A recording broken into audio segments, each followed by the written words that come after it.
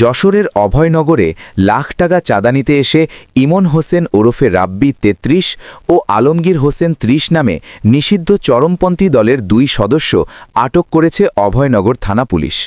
সোমবার বিকালে Nowapara rail station সংলগ্ন ফেরিঘাট এলাকায় মেসার্স জালাল ট্রেডিং বা জেটি নামে এক ব্যবসা প্রতিষ্ঠান থেকে চাঁদার টাকা নিয়ে বের হওয়ার সময় তাদেরকে আটক করে এলাকাবাসী। মঙ্গলবার সকালে বিষয়টি নিশ্চিত করেন অভয়নগর থানার ভারপ্রাপ্ত কর্মকর্তা ওসি এস এম নুরুজ্জামান। এ ঘটনায় ভুক্তভোগী ব্যবসায়ী মোহাম্মদ জালাল বাদী হয়ে দুইজনের নামসহ অজ্ঞাতনামা আসামিদের বিরুদ্ধে থানায় মামলা দায়ের করেছেন। আটক ইমন হোসেন ওরফে রাব্বি উপজেলার সড়কখোলা গ্রামের মৃত হাবিবুর রহমানের ছেলে। অপর আটক আলমগীর একই গ্রামের গোলাম হোসেনের ছেলে।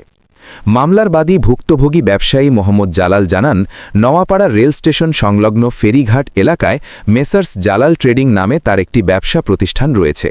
গত ২৩ জানুয়ারি সন্ধ্যা ৭টার দিকে ০১৩১৪৩৮১১৫৪ নম্বর থেকে এক ব্যক্তি তার মোবাইলে ফোন করে বলেন, ব্যবসা করতে হলে চাঁদা দিতে হবে, তা না হলে বড় ধরনের ক্ষতি করা হবে। এ সময় ওই ব্যক্তি নিজেকে পূর্ব বাংলা কমিউনিস্ট পার্টির নেতা পরিচয় দিয়ে ৫ লাখ টাকা চাঁদা দাবি করেন।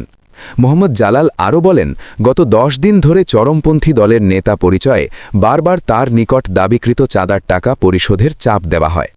এরপর কয়েক দফা আলোচনা শেষে ১ লাখ টাকা দেওয়ার শর্তে সোমবার ২ ফেব্রুয়ারি বিকালে দুই যুবক তার ব্যবসা প্রতিষ্ঠানে আসে।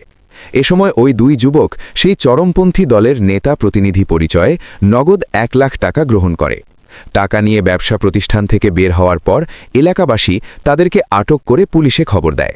সন্ধ্যায় পুলিশ এসে তাদেরকে উদ্ধার করে থানায় নিয়ে যায়।